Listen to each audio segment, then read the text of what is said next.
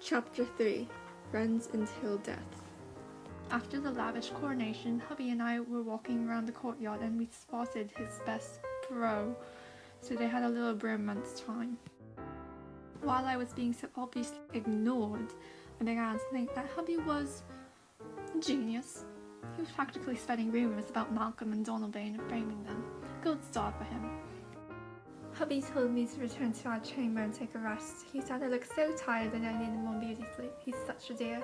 After my nap, however, I was left there not knowing where he was, and I was getting frantic and stuff, and like, no, I'm not on my period, it's just I like seeing him every second of the day so I know what he's doing and stuff.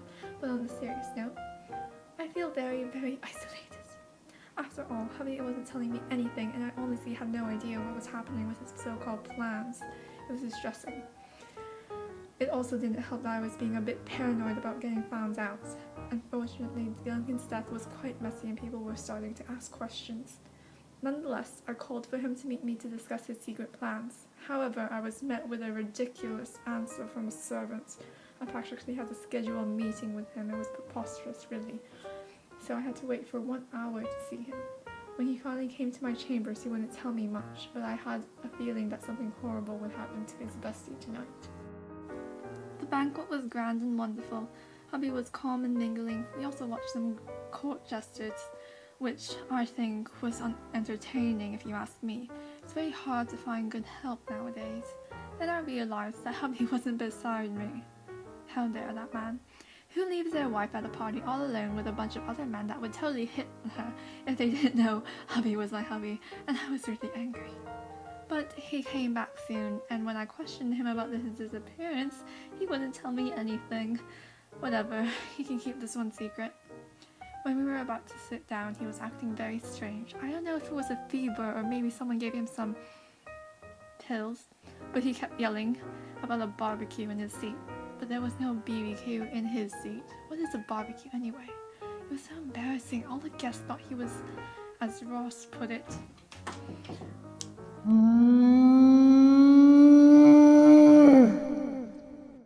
I, like so many times, covered for him and said that there was nothing wrong, everything's alright, nothing to see here, the works, but I don't think the audience really believed in me. Hubby really needs to put himself together. I can't always do this. I mean, it's really difficult for me too. I've been having nightmares and I can't really deal with this right now. This is so stressful for me.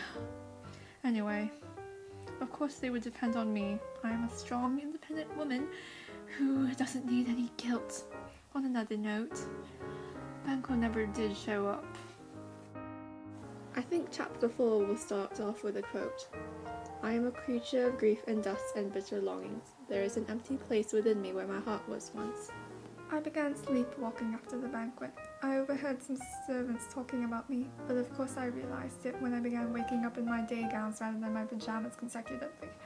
The funniest thing was, on the first day I thought, the Lord must think I need new PJs.